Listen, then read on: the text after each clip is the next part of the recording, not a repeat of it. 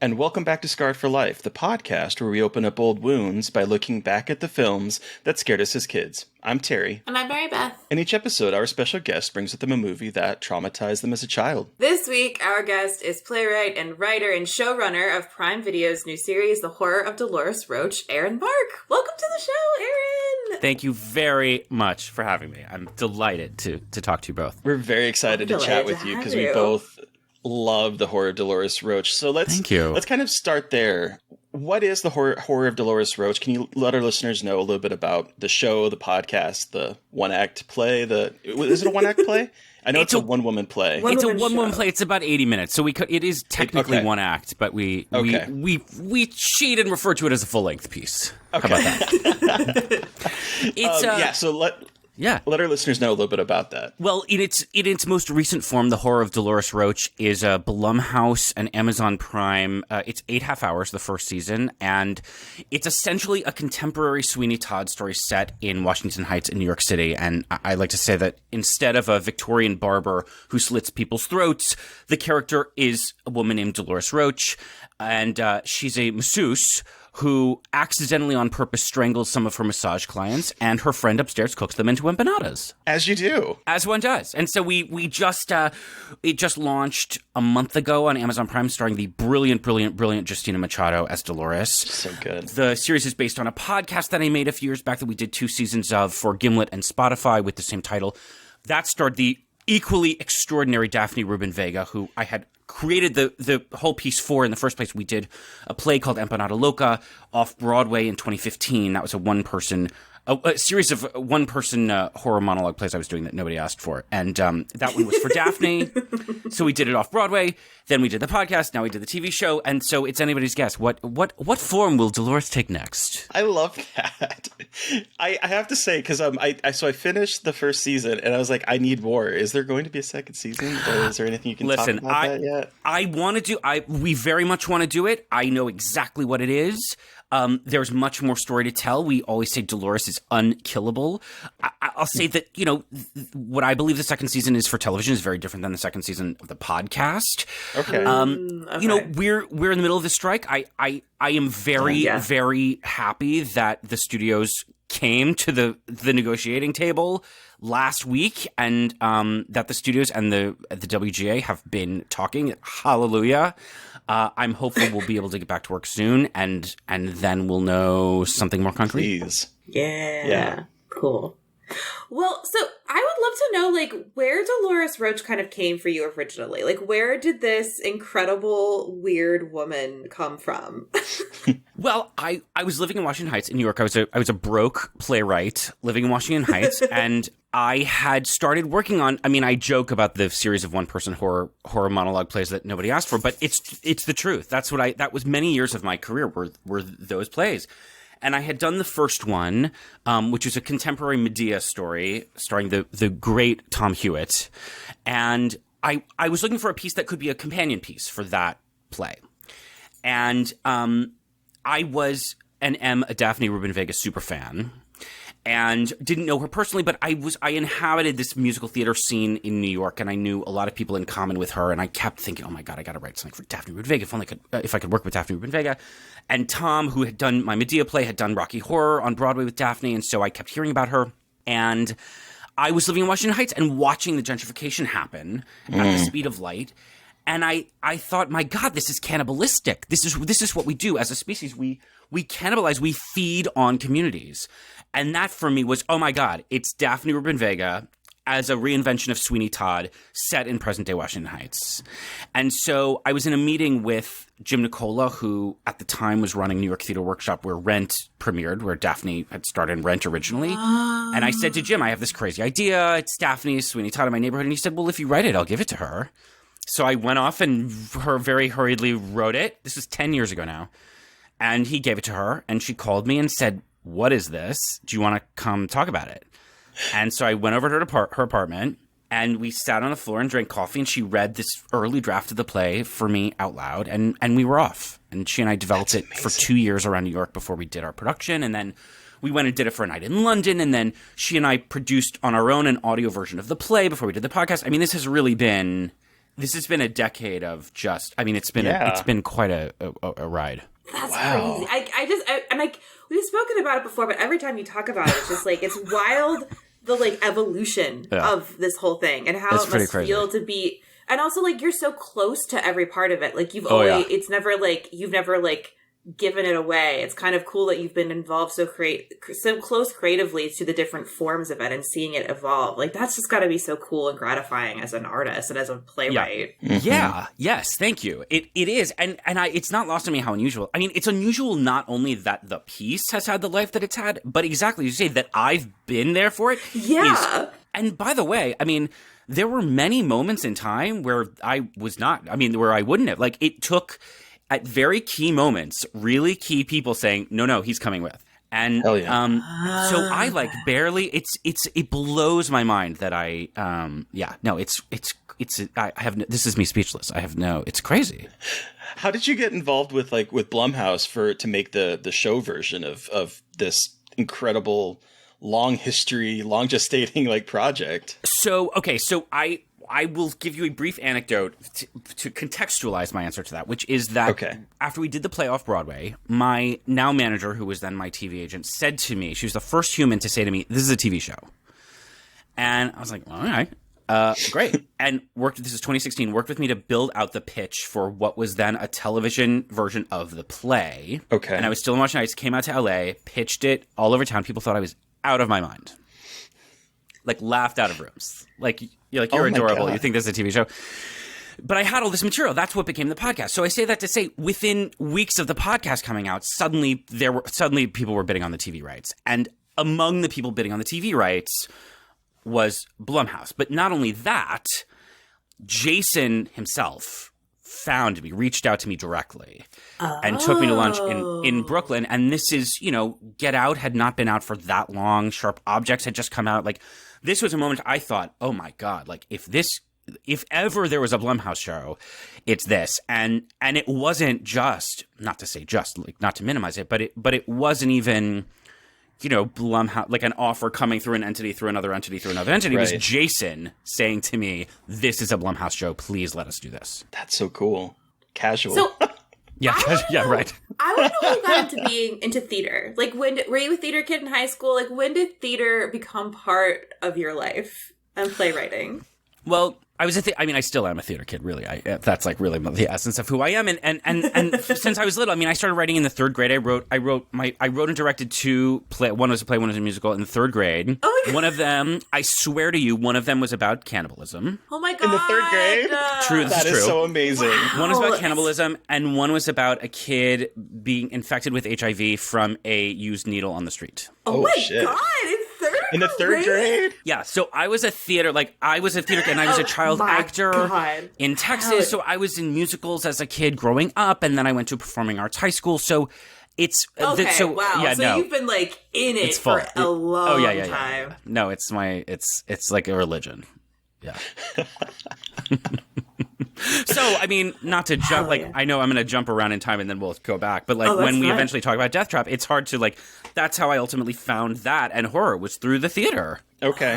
Cool. Okay. We'll get to that. We're going to get to that. I'm very excited to talk about that for sure. Yeah. Well, there's an angle that I would like to talk on, because I feel like there's not, and maybe it's just I'm not in the know, but it doesn't feel like there's a whole lot of horror plays. No. I've seen the Evil Dead musical and Jekyll and Hyde, Family of the Opera, that kind of stuff. But most of the time, particularly with plays, I don't see a whole lot. No, and that okay. So thank you for that observation, because you've just touched on what is my creative preoccupation of my life. Honestly, is that there was a period of time, many decades, when the stage thriller was not only very common, but really very commercially viable as mainstream entertainment, which also connects to what we're going to talk about. And what I'm really fascinated with creatively is before that, from the late 1800s to the mid 1900s, was the Grand Guignol horror theater, right? Yeah. And that school of theater, that body of work, which is really about grounded, naturalistic horror of the possible, is gone. It went away.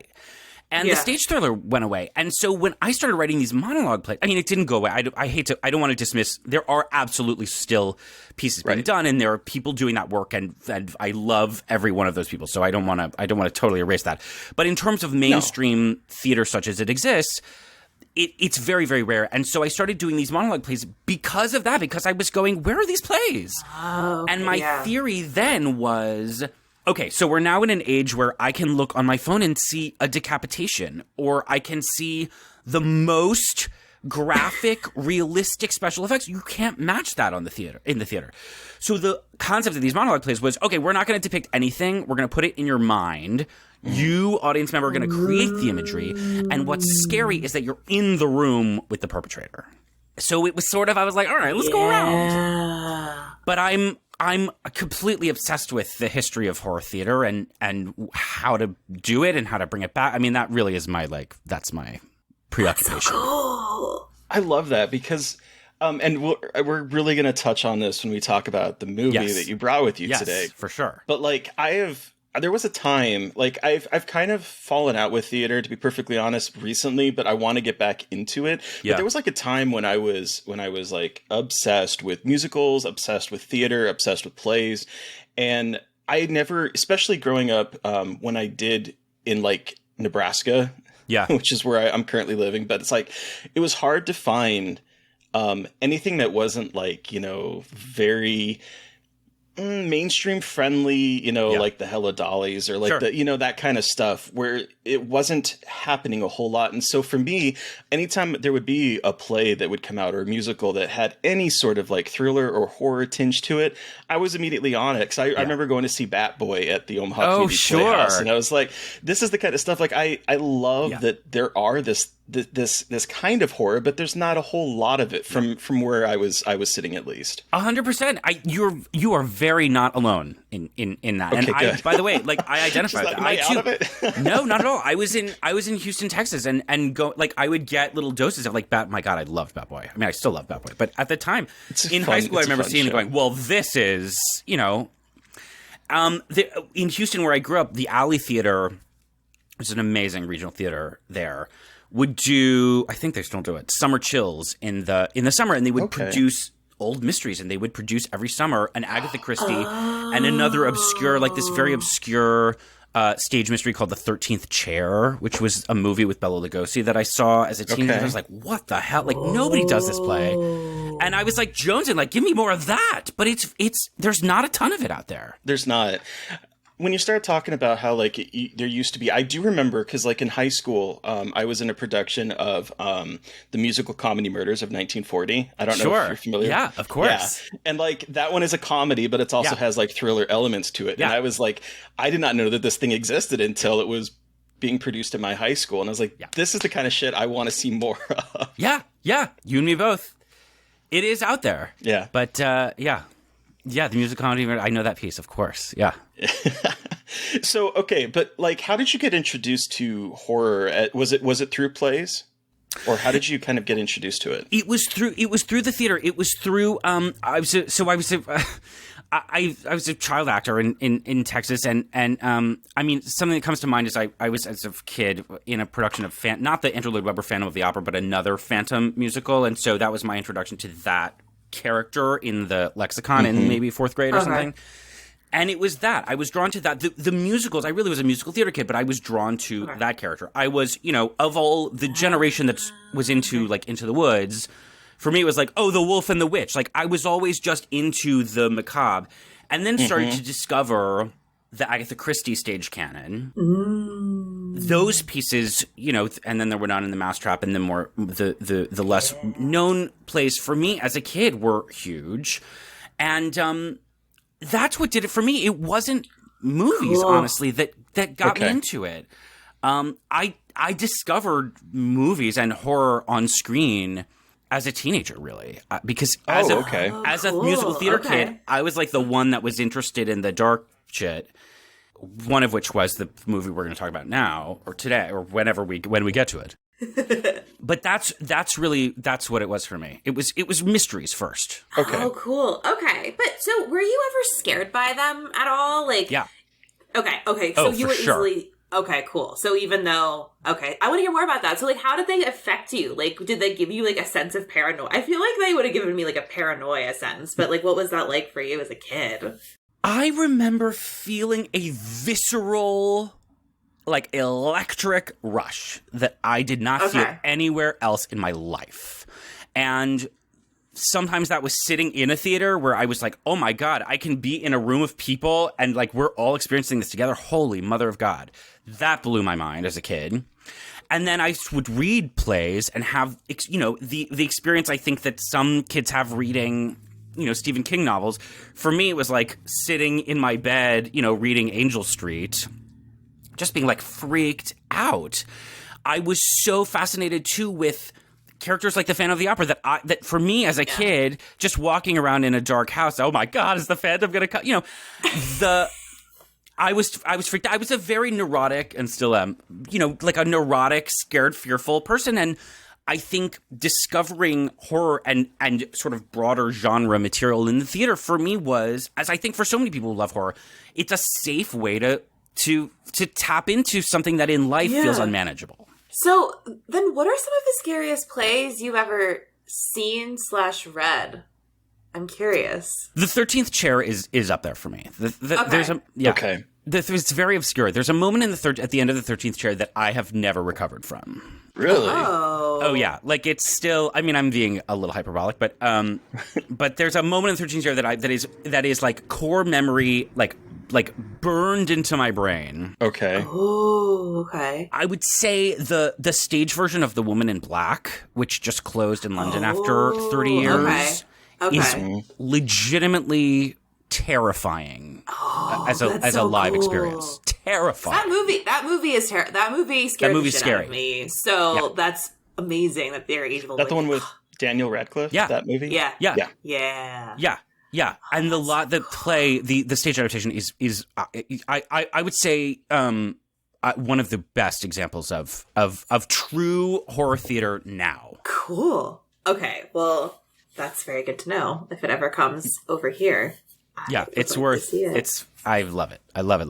So then what was your introduction to horror movies? Like, would you remember the first horror movie you ever saw? Well, I mean, look, Deathtrap is a thriller. Like, it's a little bit of a stretch to call it horror. I call it horror because of what it contains. But honestly, it would be that was the first movie that I remember that we could classify as a horror movie. Okay. That I was like, oh.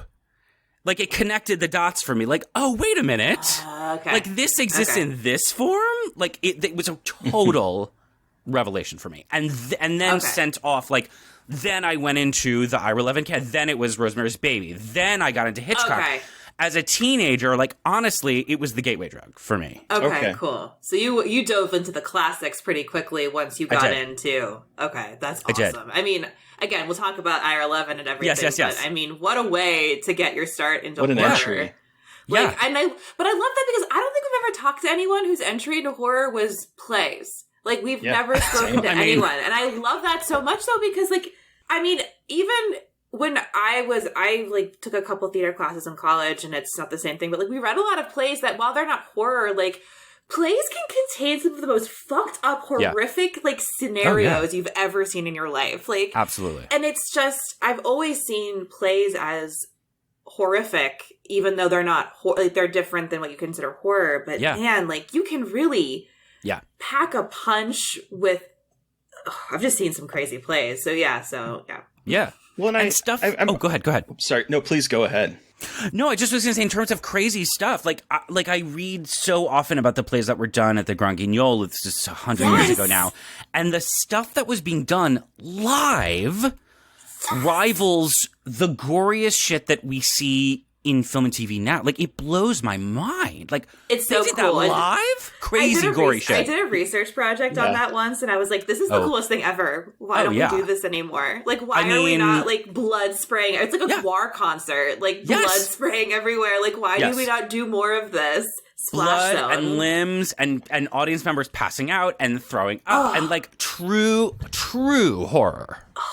Yeah, well, and I'm actually surprised that we haven't had like a more of renaissance of it recently, because there's been a lot of like, I would say there's a lot of indie horror films that are particularly one location set. Like that is a hugely popular subgenre of horror right now, is the like one location horror thing. And I'm like, a lot of it, like I was going to bring this up while we talk about the movie that you brought with them, because I don't know if you've ever seen Scare Me, the Josh Rubin movie that came out. Yes. That's like... Yes.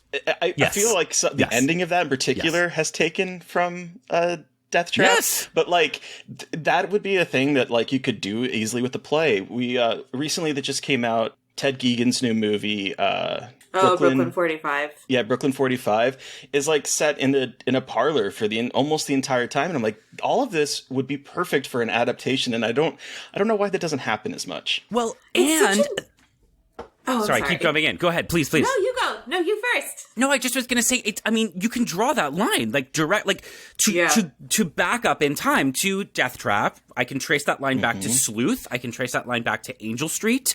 Like, you really can trace the line from contemporary horror, which you're 100% is so now very popular to do these contained pieces that trace back to the stage thriller, which traces back to melodrama. I mean, that's the roots of our contemporary horror form.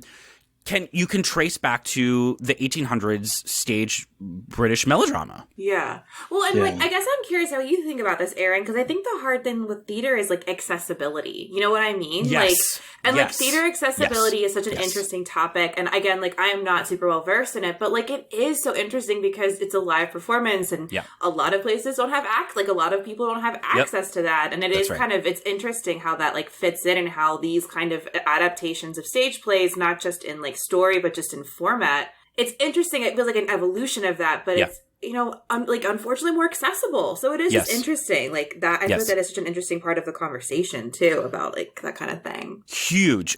You're 100% right. And there's a big conversation in the theater industry right now, particularly coming out of the pandemic, about how do we keep theater more accessible. As the theater industry is shrinking, as prices are going up, it's not accessible, and it's a problem.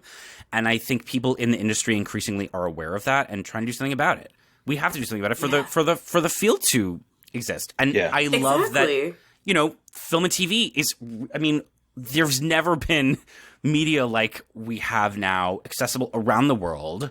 I mean, Dolores was released in, I don't even know how many countries around the world. It blew my mind as a theater person that grew up as an adult, doing plays in rooms in downtown Manhattan for 70 people.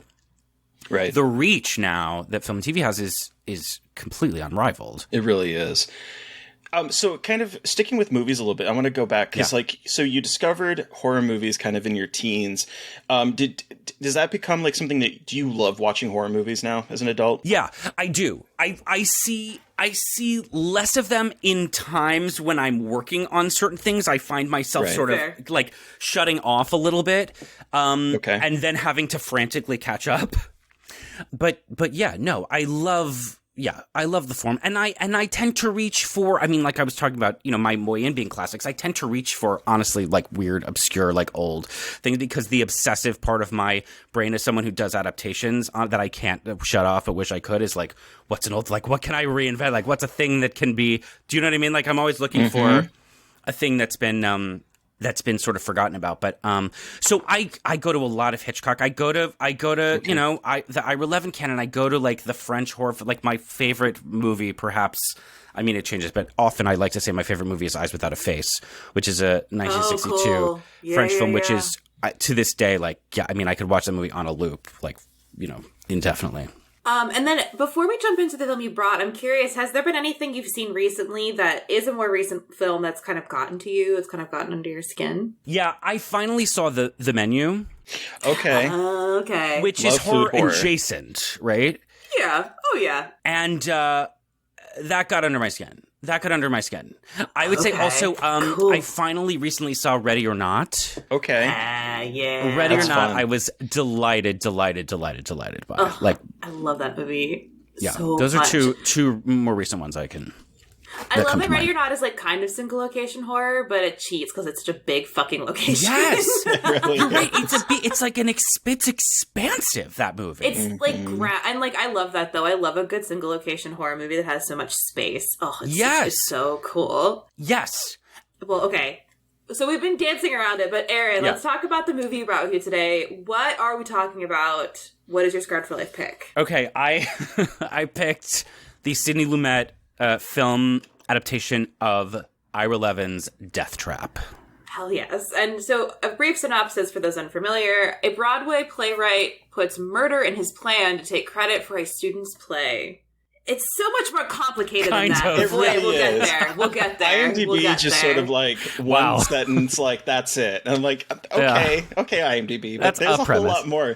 But okay, listeners, I just want to say, because this is a spoiler cast. We always talk about spoilers, but if you've not seen Deathtrap, pause this right now and go watch it and come back, because as Mary Beth will explain, it is a surprising movie. But Aaron, take us back. How old were you when you saw this? How did you see it?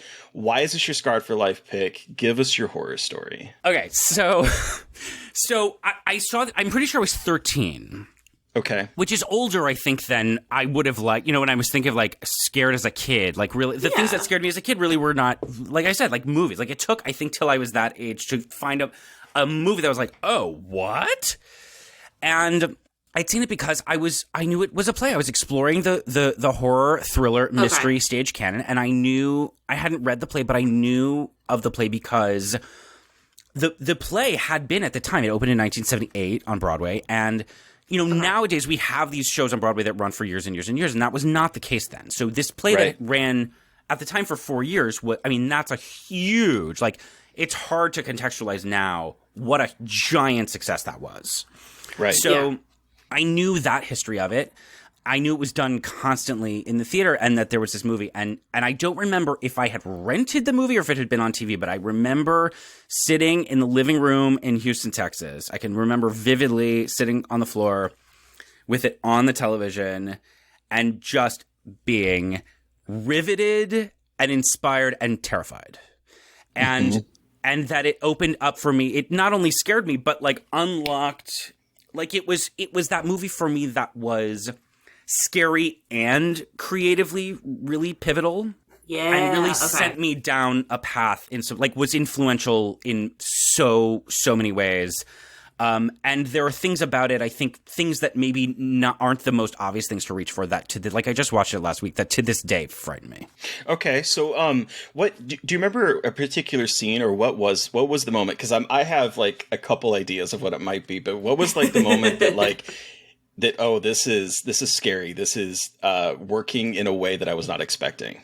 So there was a moment I remember this from when I first saw it, and I was really struck by it watching it again last week, that it's fairly, not early on, but it's in the first act. It's before the big jump scare happens. It's before the big like events happen that people I think would reach for as the scary moments. Yes. Where Michael Caine, he's got Clifford is there, and you see Michael Caine as Sydney's working out like, I think I'm going to kill this kid. And it's Diane Cannon as Myra. She's so brilliant. Watching him, and you see her working out, I don't know the person I'm married to as well as I thought I did. And she says to him, Sydney, my heart can't take it. That to me, I found, honest to God, I found as a 13-year-old really very frightening. Because I thought like, oh, this is about secrets. Like, this is about, oh, you think you know somebody and you don't. Like, that at that age for me was really terrifying. Like, oh my God, like, everybody could be lying? The person you're closest to could be totally lying to you and could actually be a murderer? That blew my mind. Oh no, so this movie was like your introduction to like the fallibility of human beings and like of adults? Yes. Oh, God. Yes. That's what scared me. It wasn't the murder. It was like, oh, everybody's lying to each other. Yeah. No, but fair though. You're like, wait, hold on. Adults lie to each other all the time, and like these consequences, and like, the consequences aren't like that outlandish. Like, it's an outlandish story, but I mean, like, it's not like anything fantastical is happening. No. Like, it does feel, especially if you're younger and you're like, do people actually interact with each other like this? Like, is this how adults talk to each other in the real world. Yes. Like, that'll really shatter your worldview as a child. Shattered my worldview. And it was the first time I had seen fear itself used as a weapon. Oh, that's the thing that's so unique about this. The weapon isn't all of the, like, it's a misdirect, right? Because you're in this study, you're in the house. For people who haven't seen it, or I hope you've seen it if you're listening to this, he's surrounded by weapons. He collects weapons. But the irony is, what kills her is fear itself. Is fear itself. So at that age, for someone who was like drawn to the macabre because I was a scared kid, there was the concept of like, oh my God, being scared is dangerous. What I love about this is that that's a very mature fear for a 13-year-old. Like what I love is sometimes we have like people come on the show and I'm like, what was the moment? And I'm always thinking about something frightening. Like for instance, in this, when Clifford burst through the window and looking, that's terrifying too. Dangerous and sexy and scary. Like that moment to me, but like the fact that it's more of an existential thing where like you realize how horrible adults can be is something that it always amazes me when people have a moment like that as opposed to something more visceral like Clifford jumping through the window. It's weird to say this, but like it spoke to me. It did. And I was a theater kid and I knew I was going to show business. That was the other element of it for me, is it's about people in show business who have been so corrupted by show business that they've like rotted to the core. I was like, oh wait, is this like future? Is this my future? Like, is this what's coming for me? Like, fuck. Yeah. To this day, like, I was just somewhere up in the mountains last week. Like, to this day, I don't find myself as scared of, like, if I'm in a dark house somewhere that I don't know, I'm less scared of a thing coming through the window than I am of me being scared and therefore not being ready for it. Okay. Wow. Okay. We're going really... I love it. Psychologically deep here. Wow. Yeah. So, like, what did your parents think of you watching this? As, like, what was going on? I mean, I think at that point they had. I don't remember even specifically. I mean, I think they knew I was interested in certain things. I mean, they were like taking me to the library to get weird mysteries and things, and sweet. They were aware of my third grade work. I think they were. I mean, that's fair. Hell that's absolutely that's fair. They were like, all right. You invited them along. You're like, parents, come on. Don't you come? Yeah. I think they were like really not phased. That's good parenting right there. It really is. Yeah. Did the movie surprise you with the twists and turns that it took? Yeah. Because yeah. I'll be honest, everyone that has seen either the play or the movie that I know don't see any of what's coming. I did not see it coming. It blew my mind. And that's like on the to the thing we're saying about human beings can behave this way. I mean, that's what the twists are. It's oh my God, these people are so committed to these lies that they are playing them out to such a degree. Like, oh my God, the degree they're going to manipulate each other. You can't believe as an audience member that they are that committed to these lies. Like, this can't possibly be a lie because it's so extensive. Right. But, indeed it is. And then it keeps twisting and twisting and twisting and twisting and twisting. I mean, like, it's one of those pieces where the plot is really the star of it, Like, the plot just keeps turning. It's Ira Levin. Oh, yeah. Right. So... Were you aware of Ira Levin? Because I've always been aware of his, the books and the movies that have been adapted from him. Does he write a lot of plays, or was? Yeah, he did. And a lot of them. I mean, nothing as successful as Deathtrap, and they were not all thrillers. He wrote a couple of comedies. There's a comedy thriller. Some of them are really quite good. There's a play that he did after Deathtrap that's rarely done, that has never been adapted for the screen, and I would love to do it. But the rights are, anyway, called Veronica's Room, which is a really contained stage thriller that's pretty ingenious. But I was aware at that time, I was aware of Rosemary's Baby. I hadn't seen Rosemary's Baby, and I think I was at that time or shortly after was aware of the Stepford Wives, but hadn't seen that. And then, but Deathtrap was my way into that body of work, and The Boys from Brazil, and I mean, was a really, really, really impactful author. Yeah, It's so funny. So my history with this is I thought I had seen this movie, and until last night, I actually do not. I think this might be the first time I've seen the movie. Really? Oh, Yes. okay. But you My thought you'd seen it. introduction. I thought I had, yes, because my introduction to Deathtrap was, and I had to go Google this, and luckily the Bellevue Little Theater, which is a small town theater in Bellevue, Nebraska, put this on, and that is where I saw it for the first time, and God. I was like, when did I see this? And so I Googled it, and luckily they have all their past shows out on their website. Yeah. And so I nailed it down. It was 1998 when I saw it for the first time, so I would have been 17. Okay. And I was desperate to watch things that were horror. I loved theater. I loved horror movies. I loved thrillers. I loved all of that. But I had not seen something other than like more comedic things. Like I loved Little Shop of Horrors, that kind of stuff. Sure. But like in terms of like a serious play, and I knew nothing about it. I did not know that it was written by Ira Levin. I did not know the history about it. I didn't know there was a movie. I didn't know any of that. Yeah. All I knew is there's this play, and it has death in the title. Yeah. And it's like that's amazing. The way it was like being advertised was like for mature audiences. Yeah. And I was like, ooh, I gotta see this play. And I remember going to see it with a friend, and it was very impactful for me because in the 90s, I was deeply closeted, struggling with a lot of internalized homophobia from that time period, because that time period is rife with, like, Brandon Tina, which was the Boys Don't Cry movie that was made out about the trans man that was murdered in Nebraska. So like this is like the history of like the queer themes, and I was so closeted at the time that this moment happens in the play where it's revealed that they are that Clifford and Sydney are lovers, and to the credit of Bellevue Little Theater, they had them hugging. Like standing there in like a lover's embrace. There was no kiss like in the movie, but they were standing there grasping each other. And 17-year-old, very closeted Terry panicked in the movie theater, because I was like, wow.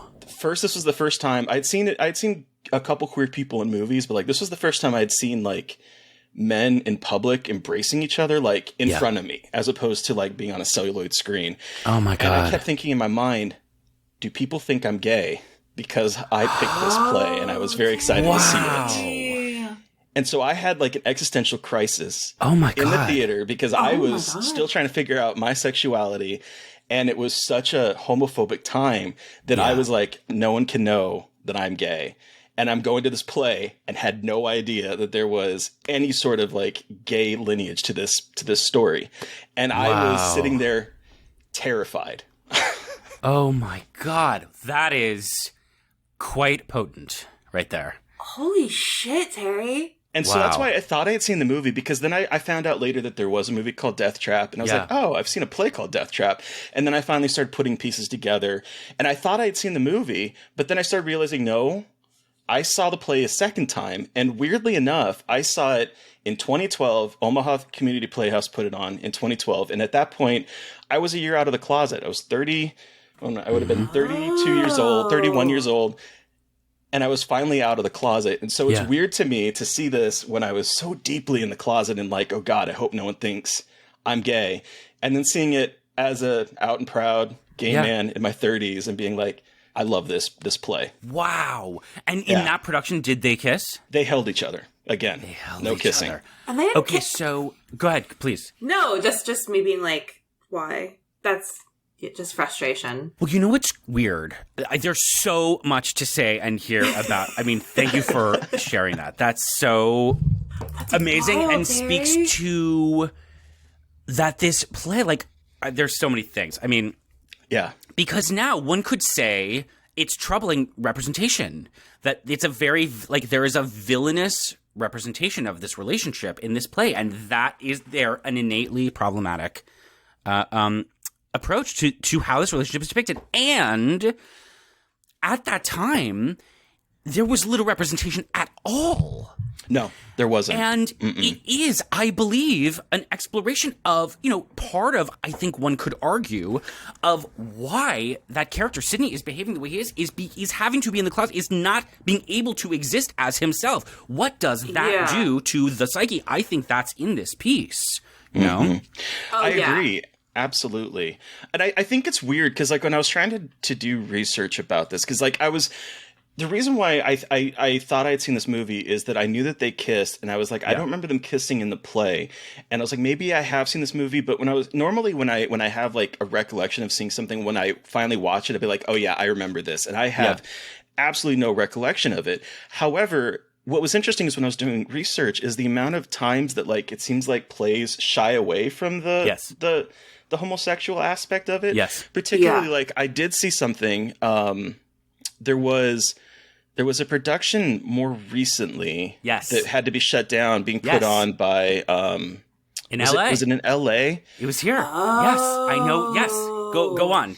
Well, I just remember I think like they tried to put it on, and it was the Los Angeles Gay and Lesbian Center. Yeah, and the refusal was initially based on a short scene in which Clifford was seen nude from the rear for less than 30 seconds at the end of Act 1 of the first act, and then they were giving it on the condition that the staging avoided any suggestion of a physical relationship between Clifford and Sydney, which I'm like, how can you do that? Yeah. Like, I feel like it's baked into this play. So here's what I've never gotten an answer to, and maybe this is us, we're going to put it out in the world, and maybe we'll get an answer to this. So, because when I did a production years ago that I directed, which is another story, but they kiss in the movie. I have spoken to people who saw the original production at some point during its Broadway run or on tour, the original tour, and swear they kissed on stage. However, the kiss is not in the licensed play. And I don't know. Oh. I have suspected over the years that at that time when it was published for licensing, there was some decision. I mean, my God, talk about homophobia. Like, oh, we have to remove that from the version that's going to be done around the country. And then there was this sort of, then I've talked to people who were like, well, maybe they didn't kiss on Broadway. But I'm telling you, people have sworn to me in that Broadway production, the kiss was there. And it's certainly in the movie. And if you go watch interviews from the early 80s, people are asking Christopher Reeve and Michael Caine, like, oh, and there's a gay kiss. I mean, it was a whole thing. So I'm glad you brought that up, because I went and found these interviews, and I have clips of them because I was... Amazing. I want to talk about like the history of like men kissing in cinema, because this was quite a topic. Yeah. And I have this interview clip. Bobby Wygant? Yes, I know exactly the clip you're talking about. Yeah. All right, so listeners, I have this clip, and I'm going to play it right now for all of us, because, boy, talk about enraging. Yeah. Wait, is this? Can you hear this? I cannot hear anything. I can't hear it. Why are you giving me issues all of a sudden? I'm so happy we're doing a deep dive on this. By the way, I really, because this is like people don't know how significant this was at that time. Right. I'm surprised it's not, and I'm so surprised this isn't talked about more. I was like, how do I not know about the thriller with Michael Caine kissing Christopher Reeve? Kissing Superman. How do I not know of this? Yeah. Like, he's so cute, and like everyone is just like very attractive, and I'm like, why is this not talked about more? Like, and I totally see like the negative representation, but like you're saying, I think it's so much more complicated, and I think I agree. Now that we have more representation, I love seeing this villainous queerness, but in the context of it being alone, and we don't have that. Yes. It is like that, but I also do feel like it is hitting at that complexity of queer characters that we're only now just getting about them having like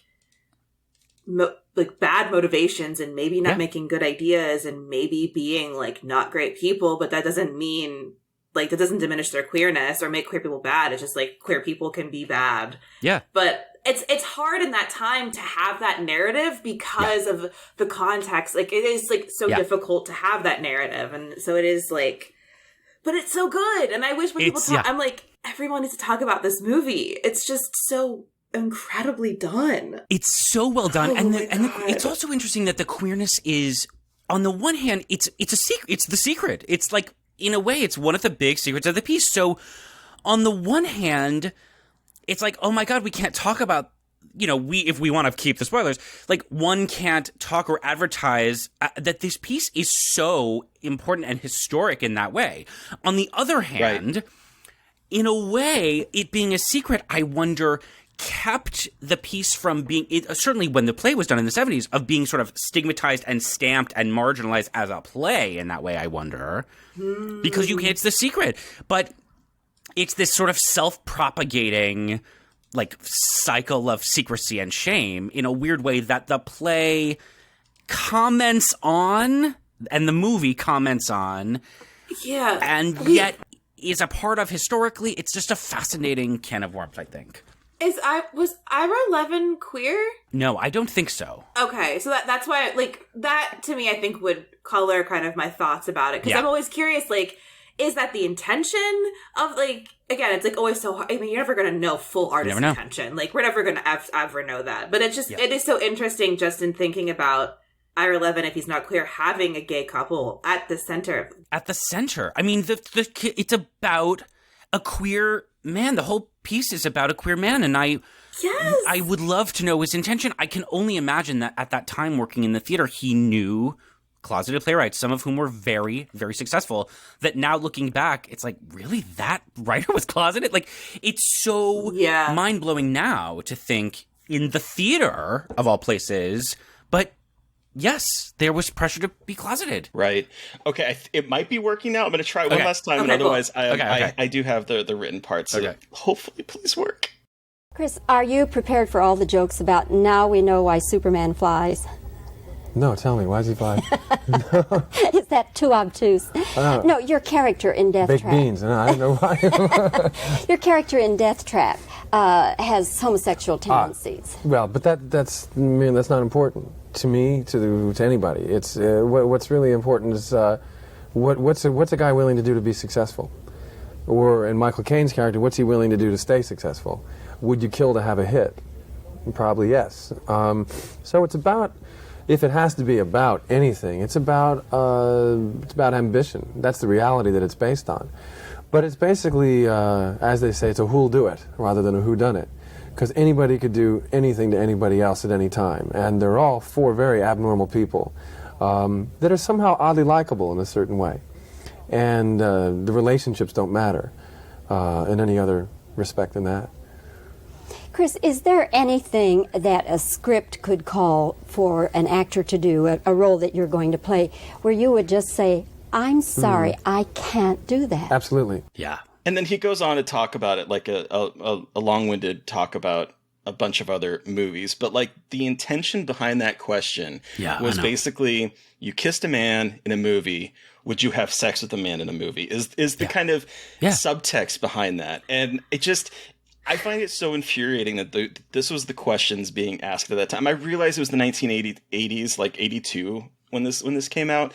But I also started, like, when I heard that interview, I started thinking back to when Brokeback Mountain came out, and we had Heath Ledger on that panel, and there's that famous video that's going around where a reporter's asking him, what would you say for people that find this disgusting?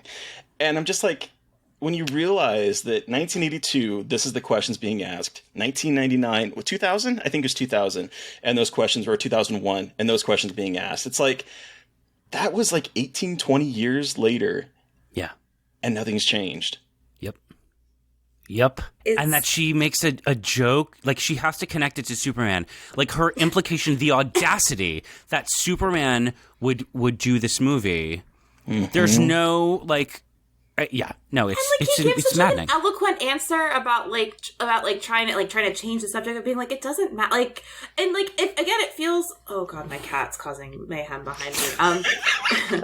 But it's just like he's trying to give this eloquent answer about like motivations and how like sexuality shouldn't matter, and she's just like, so would you have sex with a man? And it's just like we still are learning and haven't learned as a culture. And it's just like, why does like, they have one kiss in this movie and the rest of it is about them like trying to outsmart each other and writing. Like it's about creativity. And yet all we can focus on, like the royal we here is like a 30, like not even like a 15, 10 second kiss. And it's like, it's wild to me that that's so baffling to people. I don't know. And we could talk about that forever, but it's just like, that's what you took away from this movie, not like all the other crazy shit that goes on. There's a psychic who's incredible, who wears an incredible hat with a running suit. Myra's constantly screaming, like, someone help her. Like, she is not, like... Right. And the kiss, which, by the way, is a spoiler. Like it is, yeah. Like, exactly. Like that's the take whole that thing. angle. Like, but you're saying that in an interview? Exactly. And I guess it's like one of those, it's always like that thing with movies and they have a big twist. Like everyone knows the twist immediately, especially if it's gay. Like, oh my God, I can't believe Superman kissed Michael Caine. Yeah. Like, how could you? By the way, how good are both of them in this movie? Like, they're fantastic. Let's just take a moment. I haven't seen Christopher Reeve in anything else in a long time, and he's so handsome. He's the incredible as like the young ingenue, and Michael Caine is always so good. So good, and he's so good at being kind of snide. Like the way he like the arc he has in this from being like kind of like the cute. He's like the cute character, like, kind of the surrogate for the cute female character who's like, and then he becomes like the femme fatale almost. Yeah. And I like love this inversion of him being like a femme fatale. Oh, it's so good. And I love like the horror movie jump scare of him jumping out through the window, like looking like Ash from the fucking Evil Dead, like covered in blood. Yeah. Like I had a feeling that was going to happen, but I did not know. But then I looked at how much time was left and I was like, I have absolutely no clue where this is going next. Like I thought this was going to take on like a much longer, but like, no, there is a lot more left to go in terms of twists and turns. And by the time it like late into the movie when they're having that very heated conversation, the two of them, and he says, Michael Caine is saying to him, "Did they ever use the word to describe you?" And he says, "Sociopath." He's so scary, so good. And by the way, that moment, that line is not in the play. That is an addition for the movie. It's not. That I think is brilliant. Cool. Oh, that's such a good addition. He's so good. Just. The stillness in this movie is what gets me, because you're right, there's the jump scare and there's Diane Cannon just like running around like a crazy person, but those two guys are like still, like Michael Caine is like, he's like a snake waiting to jump, and you see him move and he's intentional and he crosses the fireplace and he sits and waits and he just lets it build. It's brilliant. Sidney Lumet. It's so good. I know. So good. It's I honestly never even heard of this movie until you so I was curious. And I was like, I'm disappointed. And I'm like, this movie deserves, and maybe I'm like just not looking in the right places, but like this movie is just so good in its writing and in its like, it's not simple, but again, like the one location. I mean, they live in a windmill, which I think is fucking incredible. Like, whatever. This place is incredible. But, like, the way they have it so contained and the way they make it feel so seamless is incredible. And, like, I love that because I just filmed my first feature that was single location. So it's really cool to see how other films have done it and have, like, accomplished that. And this one is just, like, I love films that you can tell were plays, but they use the cinematic space in a really interesting way. And, like, it lends for so much interesting movement. And, like, the room with the guns and the staircase. And there's just so much room for movement that creates such interesting dynamics just with how the spatial, like, relationships between characters. It's just neat. I could not agree more. It's a really, really brilliant case study, I think, in making a piece that is innately claustrophobic feel cinematic and expansive. Yeah. And you see the grounds that they're on. It's gorgeous. And then the kitchen is its own character. And I mean, it's a good film. Beyond being an adaptation of a play. It's a really brilliant Sidney Lumet film that feels claustrophobic when it's supposed to feel claustrophobic, not because it was a play. Well, and like the horror elements, like when she's going down the stairs and she's not sure if there's anyone down there, and then him bursting through, like, I know this, I wouldn't consider it a horror movie, but the way that Lumet uses horror, like, tropes and horror techniques to build that suspense are awesome to see here too, and how they're utilized in this space with this kind of amount of characters. Like, I love everything they're doing with every expectations. Like, M. Night Shyamalan, who? Like, Deathtrap. Yeah, talk about twists. Yeah. And you're right, the gestures and the tropes, the horror tropes, I mean, the final sequence with the lightning and the thunder, I mean, it's like, They're really just bringing in every horror trope that you love. It's so good. The gothic lightning. It's just it's super gothic. It's just fabulous. You mentioned when she's going down the stairs, and I was like, she is decked out in a Victorian-esque like gown. Like this is bringing in gothic in a cabin. Like it feels like a cabin inside, and yet we have like her and her like she's almost like a Victorian virgin going down the stairs to check out like the creepy noise. And I love the use of those types of reference points that obviously were used in this adaptation. It's so good. And there's a lot. I love that there are a lot of very long takes in this movie. There's a lot of I was just gonna say lingering long takes as they're walking back and forth, and you're like, oh my god, who's gonna play who next? And the way that like, I mean, I'm really jumping. I'm just thinking of things I love about it. That he in the big final sequence. With Sydney and Clifford and the staging of the fake. Now when Sydney's trying to outplay, and you see all the sweat on his shirt. Like it's not glamorous. Really. It's these people are falling apart, and you see it. Like it's messy, And I love that in movies when they actually let characters get sweaty and messy. It doesn't look artificial. Like it feels so much more real. You're like, I'm so sorry, Christopher Reeve and Michael Caine, but like y'all are really killing it and selling it to me as even more terrifying. And like the stakes feel even higher, like it just, you invest more in it when you realize like this isn't just like stunt people doing whatever, like there's actual effort, like physical exertion happening here. Totally.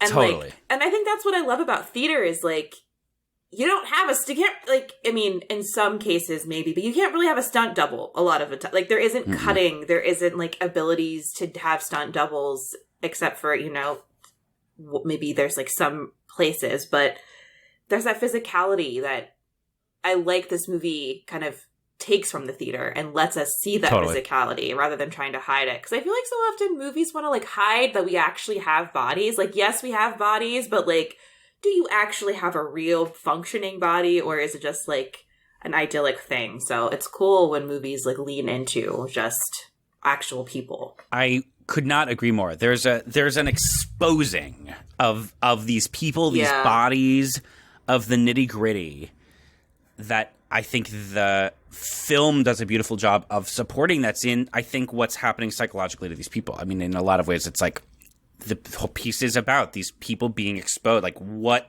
is happening to these bodies trying to outsmart each other? And I just will say, we're talking about bodies, but I have to talk about the mind of our sweet, dear Christopher Reeve Clifford, who thought that writing a play inspired by the actual, like, plotting murder was a good idea. I love him so much. He's like, oh, yeah, no one will know. And he's like, what are you talking about? Like, what do you mean? I'm like, you know what?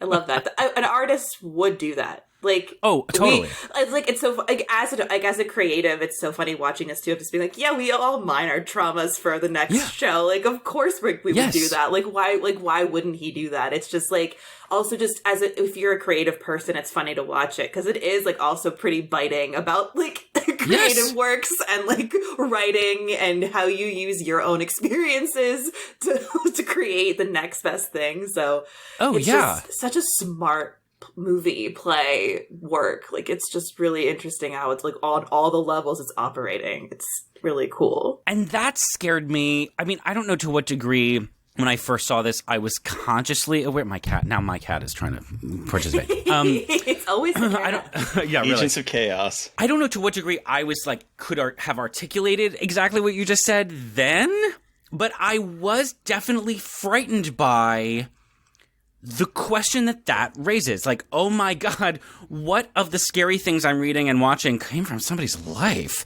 And do I have to do crazy shit to write about it? Like, what does this mean? What do I have to go through in my life to be a successful artist? What horrors must I know to actually create horrors on screen? Are you confessing to making empanadas out of humans? Well...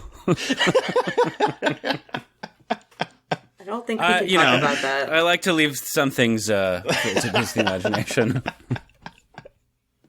But okay, speaking of like all the horror tropes, I love that we get this huge panorama of like the weapons on the wall, because it's basically like Chekhov's like wet dream right here, right? Yes. There's all these weapons, Totally. there's manacles, there's all these things that end up like coming up in play multiple times, whether it's the gun, the knife, the Houdini's manacles or the regular manacles. Like just the fact that we are setting up all of these things and you're sitting there going, what is he going to do? Which weapon is he going to choose? And I love the discussion where he's like, what about the mace? And his wife is like, it'll leave blood on the floor. Like, yeah, they're just joking about it. But like, it turns into like one of these weapons or multiple weapons are going to be used and which one is it going to be?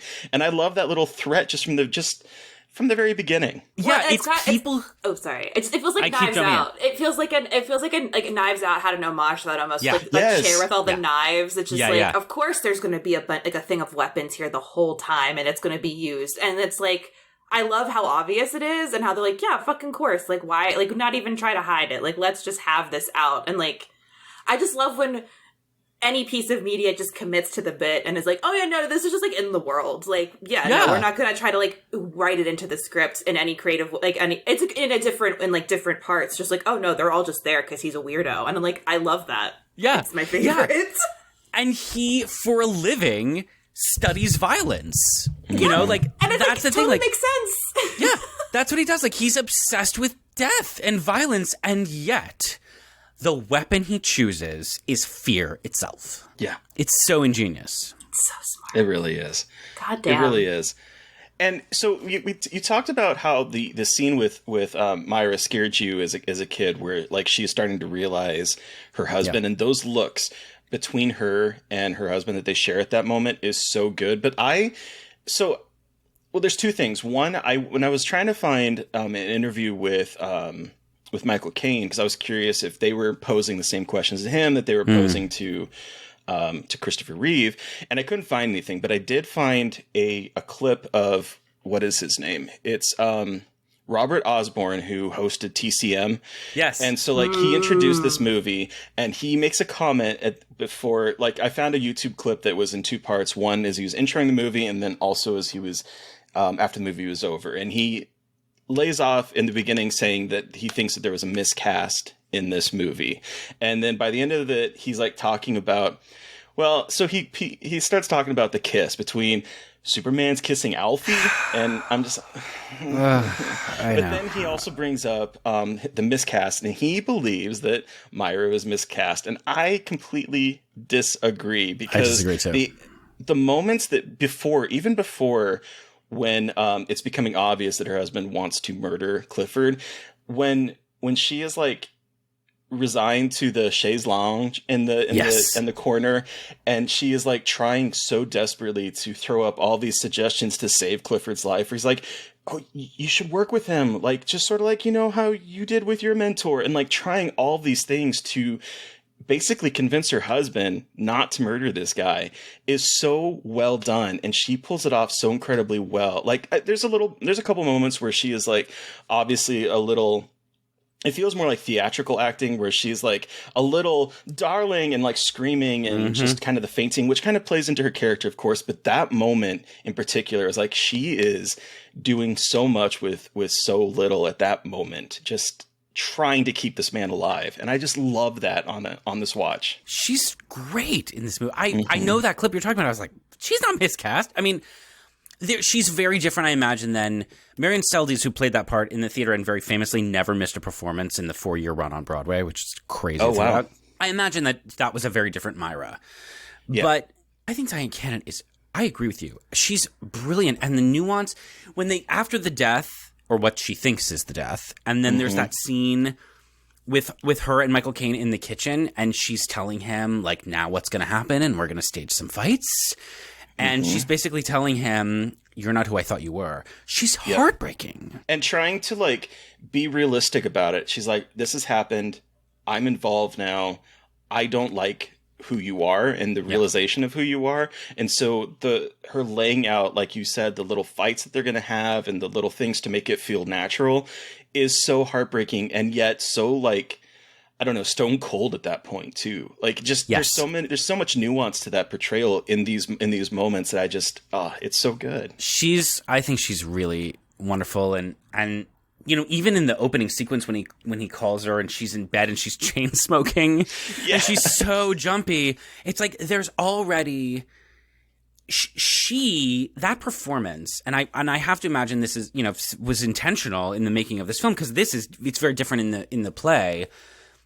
Is the heavy lifting of really setting the tone and the tension is really on Diane Canon's shoulders. I think at the beginning of the movie, it's absolutely. her. Yeah, absolutely. Like she's carrying it at the beginning, saying, "This is what this is about. These are the stakes." So you kind of dropped a little bit at a thing. Have you directed an adaptation of this? I directed a production of the play at a summer theater 8 years ago. So I've my history with, which I hope is not the last time I do it. That production in many ways is not, I think, what I think this piece could be in a different context. And I very much hope to do it again and really mind because I've seen it done. It's sometimes done in the theater really where it really leans into the comedy. Okay. And I think, as we're talking about, I think there's a lot more psychologically to be mined, so I had an experience with it that I loved because I love the piece, but I would love to do it again and dig deeper and do it scary. There was a production that was done about 10 years ago in London that starred Simon Russell Beale and Jonathan Groff that Matthew Warchus directed. Oh. And I've seen, there are little clips. I've never found really great footage of it, but there are little clips that suggest that production really was directed as a horror piece. We're gonna do this as a thrill. There are clips that are like, oh, this was scary, and I would love to do a production someday and really just let it be scary. And see, I'm glad you say that, because I do remember the production that I saw in 2012 leaned a little bit more into the horror, like the moments with the lightning out and the darkness, with like the entire theater going dark, and then the little bits of lightning illuminating what was happening. Like there were moments in that I was like, this is leaning a little bit more into the horror than I remember when I saw it originally at the Bellevue Little Theater. Oh, interesting. And I love that people can take this, that obviously there's humor in it. Like I think that the beginning of this is very funny. I think there's some dark humor in the last half, but like the fact that you could lean into either the comedy aspect of it or the horror aspect of it, I think that's so fascinating with the same script. I totally agree. And it's interesting. It's sometimes billed, when it's done in the theater, it's billed as a comedy thriller. And like there was a tour in the 90s that went out with Elliot Gould, and it was I think that was really marketed as like it's comedy. It's funny. And but it's you're right, with the same script.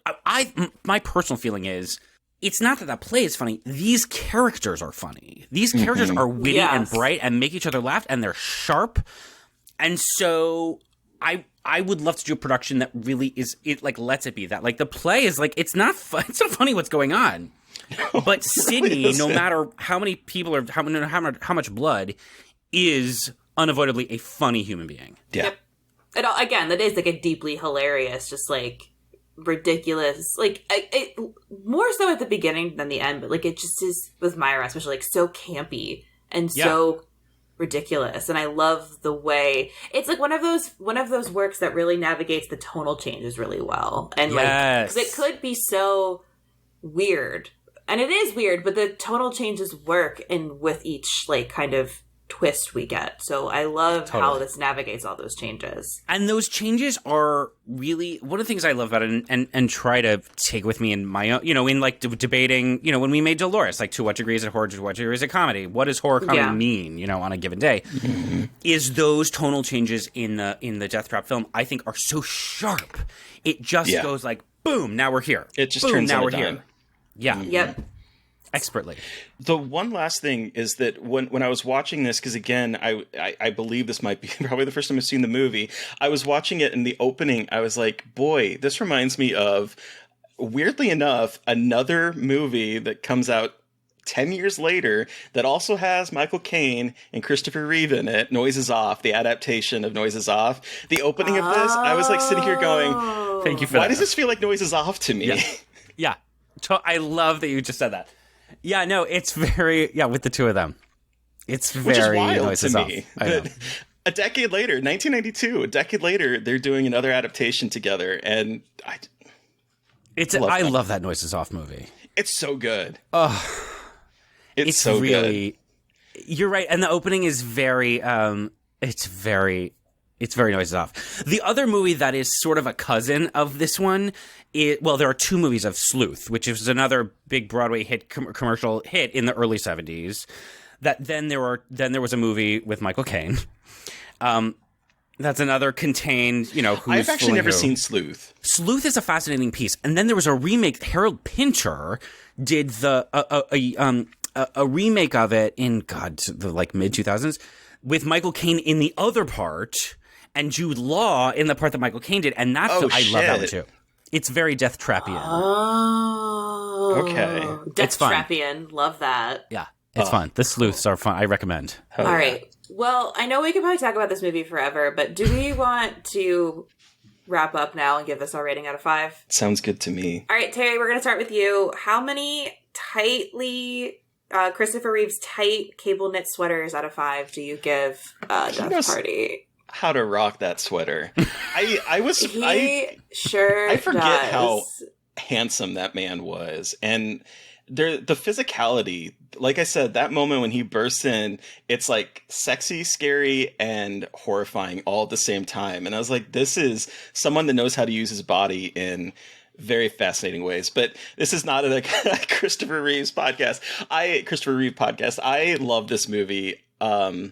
I'm surprised on this watch that I probably have never seen it, because this story is so, I don't know, it was so important to me throughout my teens and then into my 20s and 30s. Just the fact that this has been circling around me, and I don't think I've seen the film, is surprising to me. But I love the acting in it. I think it is staged really well. I love this movie. For me, this is probably a 4.5 tight knit sweaters out of 5 for me. What about you, Mary Beth? I have to agree. I think this is definitely 4.5. Again, I had never really heard of this or seen it, and I'm so glad that I do know about it and hope to help spread the word about seeing Deathtrap and looking at it and understanding its deeply interesting, fascinating history, and also just enjoying it for the weird, wild ride that it is. From the writing to the performances, everything about it is just I want to write something this good someday. We could all hope to write something so cool someday. So, amen. Thank you to Aaron for bringing this to the show. But Aaron, you have the final word. How many of Christopher Reeve's tight-fitting cable knit sweaters out of 5 do you give Deathtrap? I'm gonna give it 5. I love it, and I'm so thrilled that you both liked it too. What a bummer this would have been if I was I love this movie, and you're nah. I'm absolutely delighted that you both responded to it. Yeah. Hell yeah. Cool. Well, Aaron, thank you again so much for joining us. Are you on social media? Where can our listeners find you? And what do you have anything coming up you can talk about? I'm not on social media. Good for you. For as long as I can possibly cling to my. Listen. I've hung on to my flip phone for a very long time too. Hell yeah. But I am reachable through my website, which is aaronmarkwwastaken.com, because aaronmark.com was taken. I was wondering where that naming convention came from. That's hilarious. It's easy to remember. And, hope check out Dolores, and hopefully, say a little prayer, light a candle. Hopefully there will be more Dolores. Fingers crossed. And thank you both so much for having me. Absolutely. Yeah, hopefully this damn strike is over. Yeah, seriously. Can we please pay writers and actors a fair living wage? And also, fuck AI. And anyway. Yeah, truly. This has been I'm so delighted to talk to both of you. Thank you for being so thoughtful and passionate. And I'm just delighted. It was so great to talk to you. I knew it was going to be fun. It was Terry loves theater. I knew it's going to be so fun. But listeners, you have heard from us, but we want to hear from you. What was your experience with Deathtrap? Have you watched it? Please watch it. I hope you watched it before you listened to this podcast, so we didn't spoil it all for you. But send us an email at scarredforlifepodcast@gmail.com, or you can reach out to us directly on Twitter. I am at MB McAndrews. And I'm at Gaily Dreadful. And of course, don't forget to follow the podcast on Twitter at Scarred Podcast. And please don't forget to review, rate, and subscribe. And if you want to help support us, we are on Patreon. Thank you to Eric Power for our artwork. Thank you to Sean Keller for our music. Thank you everyone for listening. Please stay safe out there, but most importantly, stay creepy. And until next time.